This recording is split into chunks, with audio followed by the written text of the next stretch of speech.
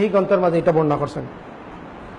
সহিহ আল জামের 966 নম্বর হাদিসও রাসূল সাল্লাল্লাহু আলাইহি সাল্লাম থেকে বর্ণিত হয়েছে, সবথেকে বড় সুর হইল গিয়া নামাজ সুর। গরু সুরও সুর, মুরুগ সুরও সুর, কিন্তু সবথেকে বড় সুর হইল গিয়া ফুকুর সুরি করিত সুর, কিন্তু সবথেকে বড় রাসূল সাল্লাল্লাহু আলাইহি সাল্লাম সুর কইছেন নামাজ সুর। নামাজ হইল গিয়ে রুকু সিজদা চুরি করা। আমরা দেশ নামাজ সুরে ভরপুর।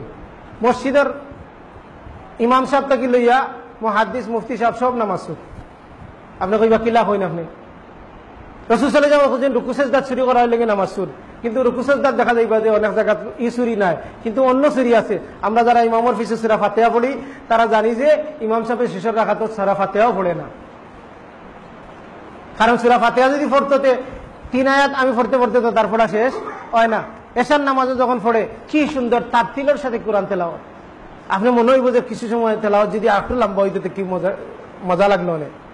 সূরা ফাতিহা কি সুন্দর করিয়া আলহামদুলিল্লাহি রাব্বিল আলামিন এশার নামাজের সময়। আর হিনো গিয়ে আল্লাহ দেখা যায় আমরা high speed 3G speed 4G speed দিয়েও দেখা যায় ধরতাম পারি না। তো এখানেও নামাজ চুরি পড়ছে, সূরা ফাতিহা পড়ছে না, কারণ তারা ফিকার কিতাবে একটা মাসালা আছে যে 3 তাসবিহ পরিমাণ দাঁড়াই গেলেও ওই যাব।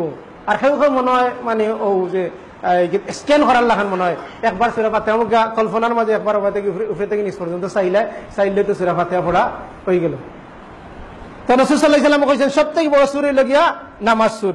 তারপরে এটা কইছেন সবথেকে বড় বখিল হইল গিয়া যে সালাম দিতে বখিলি করে।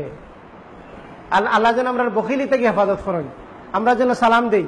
আমরা দেশে খামলা মানুষের সালাম দেওয়ার অভ্যাস নাই, কিন্তু আরবের মানুষের কাছে আছে খামর মানুষের সালাম দে, উপরের মানুষের নিচের মানুষের সালাম দে, গাড়িয়ে যা রাটিয়া যা এর সালাম দে। কিন্তু আমরা দেশে মনে করে সালাম দিলে তো আমার প্রেস্টিজ গেল। মানে সালাম একটা হইলে গিয়া শয়তানে আমরা এমন চক্রান্তের মাঝে ফেলাইছে, মনে করছে সালাম একটা দিলে তার সম্মান দেওয়া হয়ে গেল। অথচ রাসূল সাল্লাল্লাহু আলাইহি সাল্লাম কইছেন যে তুমি যদি সালাম না দিয়া থাকো তাহলে তুমি বখিল। এবং রাসূল সাল্লাল্লাহু আলাইহি সাল্লাম কইছেন তুমি অহংকারী, তোমার অহংকারে যদি কিতা করতে চাও তাহলে তুমি সালাম দাও, পরিচিত সালাম দিতা।